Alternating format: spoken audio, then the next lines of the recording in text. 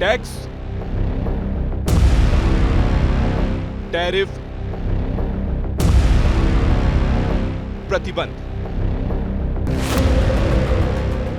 अमेरिकी राष्ट्रपति ट्रंप की विदेश नीति इस वक्त इन्हीं 3 शब्दों पर चल रही है। अब तक दूसरे देशों को प्रतिबंध और टैरिफ की धमकी देते देते डोनाल्ड ट्रंप पुतिन तक भी पहुंच गए। कह दिया, अगर जंग रोकने के लिए डील नहीं की तो प्रतिबंध लगाऊंगा। पुतिन को मैसेज देने के लिए उन्होंने सोशल मीडिया पर बड़ा चालाकी भरा पोस्ट किया। पहले कहा, मैं रूस के लोगों से प्यार करता हूं। चलिए, बढ़िया है, अच्छी बात है। फिर कहा, रूस ने हमें दूसरे विश्व युद्ध के दौरान मदद की थी। वाह, ये भी बहुत बढ़िया बात है। लेकिन इसके बाद ट्रंप आए पॉइंट पर। कहा, इस फालतू जंग को रोको। अगर हम जल्द ही डील नहीं करते हैं तो हालात बदतर हो जाएंगे। मेरे पास रूस की तरफ से अमेरिका को बेची जाने वाली किसी भी चीज पर हाई लेवल के टैक्स, टैरिफ और प्रतिबंध लगाने के अलावा कोई दूसरा रास्ता नहीं है। ट्रंप की धमकी पर पुतिन का रिएक्शन अभी तक नहीं आया है।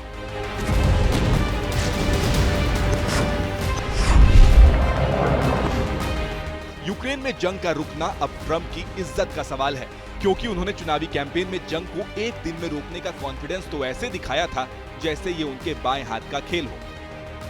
I don't want that war to continue. I'll stop that war in 24 hours.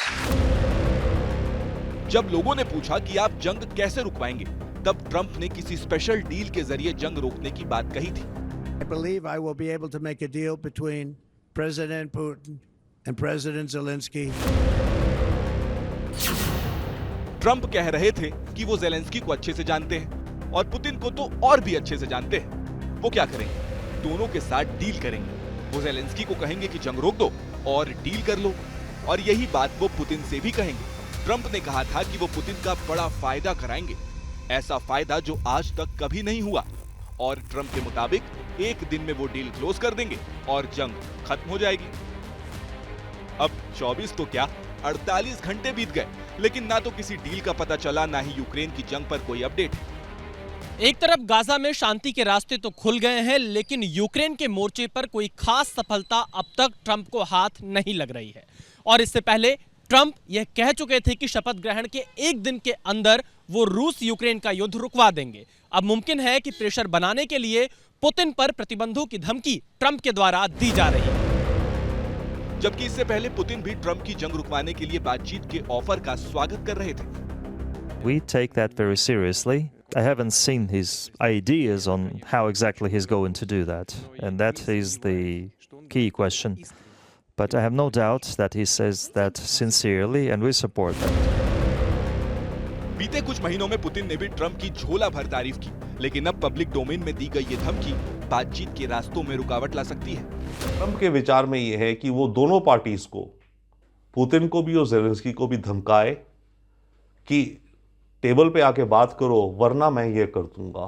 Putin अभी टेबल पे नहीं आने वाले हैं, पुतिन भी गेम खेल रहे हैं। ट्रंप का इच्छा ये है कि इन धमकियों के चलते, इन स्टेटमेंट्स के चलते ये दोनों देश ट्रंप को बोले हाँ हम बात करने को तैयार हैं। ट्रंप पुतिन को जितना नापसंद करते हैं, उससे ज्यादा उन्हें ज़ेलेंस्की को मिल रही मदद से चिढ़न है। Well, I think Zelensky is maybe the greatest salesman. Every time he comes to our country, he walks away with $60 billion. Trump का दावा है कि अब ज़ेलेंस्की बदल गए, वो डील करना चाहते हैं, लेकिन पुतिन क्या चाहते हैं इस पर सार्वजनिक रूप से कोई जानकारी नहीं है। बहुत मुमकिन है कि पुतिन पर प्रेशर बनाने के लिए ही ट्रंप सोशल मीडिया पर उन्हें धमकियां दे रहे हैं।